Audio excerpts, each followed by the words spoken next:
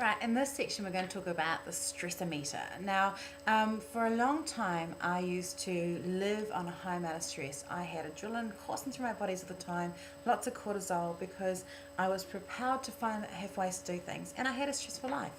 I had 3 children under 5, I had a mentally ill husband, didn't have a lot of money, was stressed about things, I was working full-time. That is stressful. Now you can still have a very stressful life and still be in a reasonable level of stress in terms of functioning.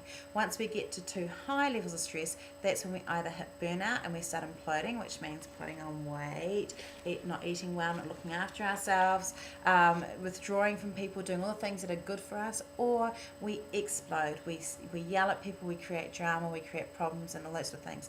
Learning to manage our stress is one of the key ways to create a strong base for our children and in our work environment as well.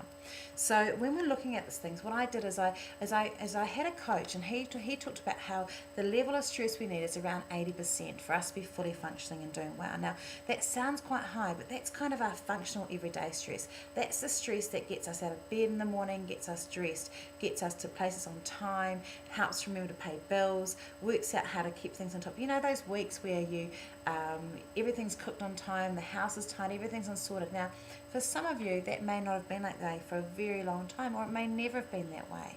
And so what you need to do to get to that 80%, to make sure you've got that 20% buffer zone where where things can go wrong, like the car can break down or a child can get sick, but you still don't feel like everything is just all falling to pieces, you need to stay at that 80% most of the time to make sure you've got that buffer zone.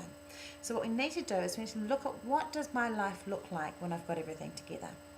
Now, I've done this activity with hundreds of women around New Zealand, and every now and again I get a woman who goes, well, my life is kind of like that now, and everyone else in the room kind of wants to kill them at that point.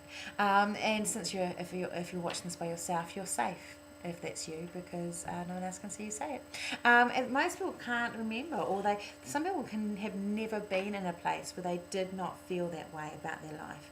But most people, it was before they had children, or when they felt very supported and strong because they had people around them. And what I want you to do is I want you to write down for me, what does your life look like? What does your life look like when you feel like everything's in control?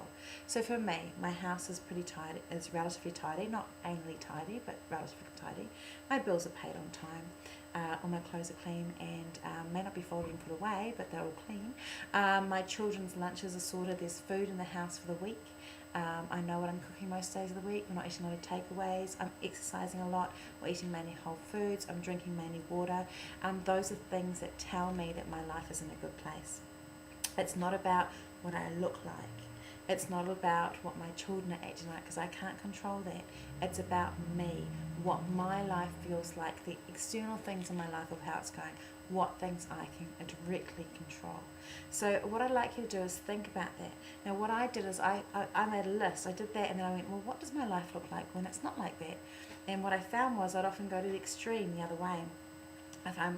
I'm quite social normally. When I start to get stressed out, I tend to withdraw. I don't want to be with other people. And then when I get super stressed out, I tend to get totally overly social. So I swing from one to the other. I found that my least stressful place is a moderate place.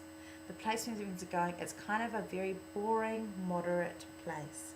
Now it might be different for you, and you'll have different things in there. Mine was, I had going to the gym. That is a thing that means I'm in a good place.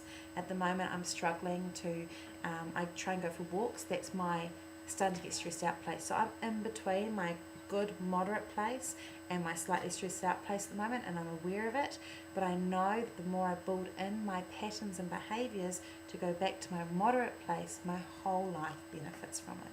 And so you look at it. So I want you to do that. I want you to make a stress-o-meter. I want you to think about, what does my life look like when I feel like everything's okay? What does my life look like? And then I want you to track, what does my life look like when things start to fall off?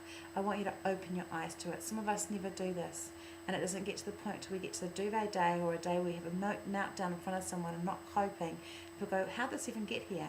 It's because we didn't track it. If we learn to track it, then it makes it easier for us to pull back and stay in that good place.